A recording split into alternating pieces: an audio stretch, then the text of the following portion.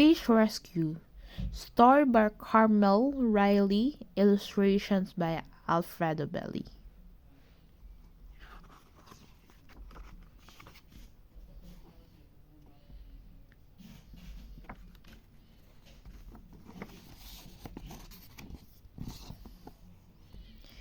It was Friday afternoon.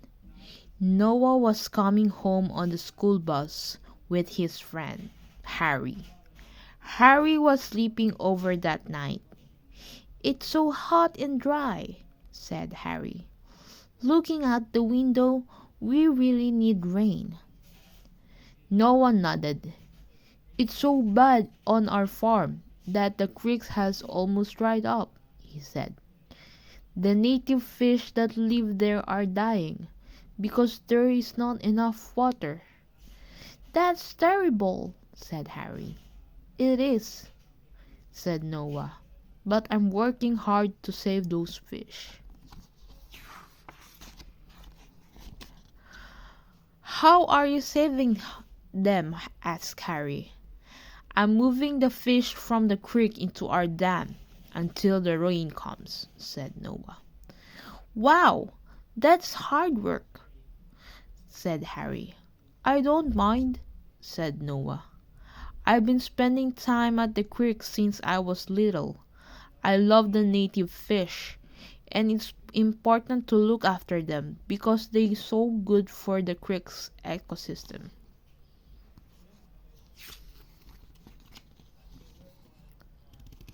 At home, the boys had afternoon tea with Noah's mom. "I'm taking Harris down to the creek," Noah said, as he finished his sandwich. "Are you going to move some more fish?" asked Mom. "I am," he replied. "I'm going to help too," said Harry.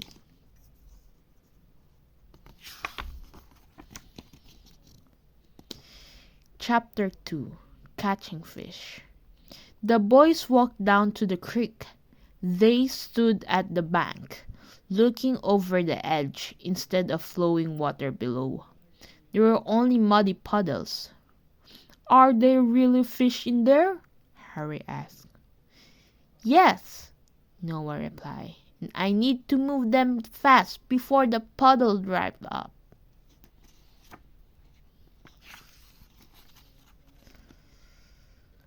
"How do you move them?" asked Harry. "I'll show you."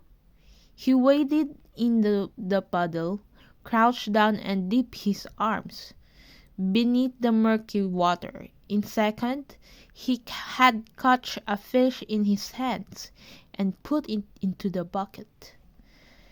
Then he carried the bucket to the dam and let the fish go.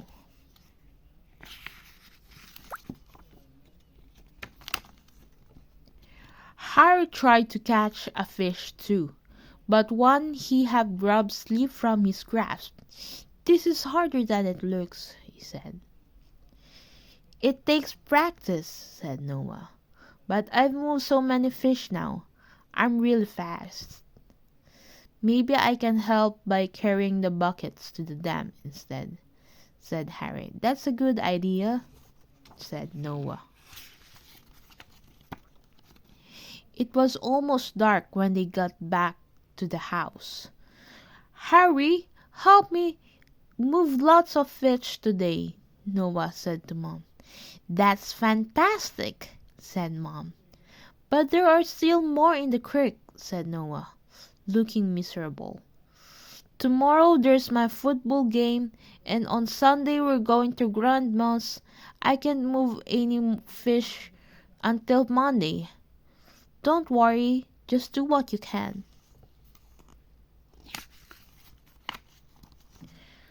On Monday afternoon, Noah went back to the creek. As he stood on the bank, he noticed something flowing just below the surface of the puddle. It was a dead fish. Noah felt terrible. If he had come back sooner, perhaps he could have saved it.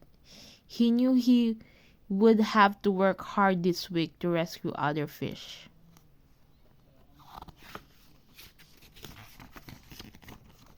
The rain. The next morning, Noah woke to see dark clouds in the distance. "I think it's going to rain today," said his mom. Noah couldn't remember when he had last seen rain. It was hard for him to believe it would happen. But Mom was right. When Noah got off the school bus that afternoon, the whole sky was dark gray. It began to rain as he reached the house.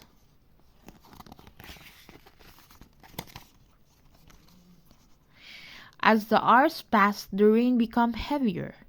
Noah and his mom put on their clothes and down to the creek.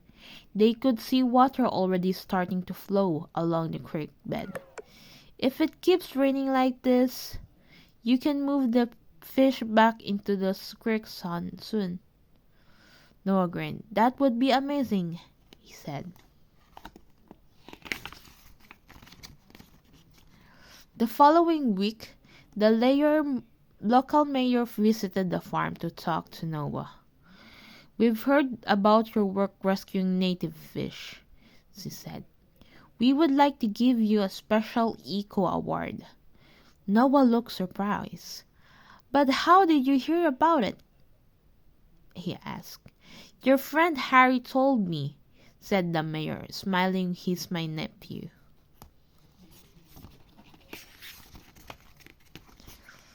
The next week, Mom took Noah and Harry to the town hall to get Noah's award. "What a great reward for all your hard work," said Mom. "The best reward was being able to save the fish," said Noah.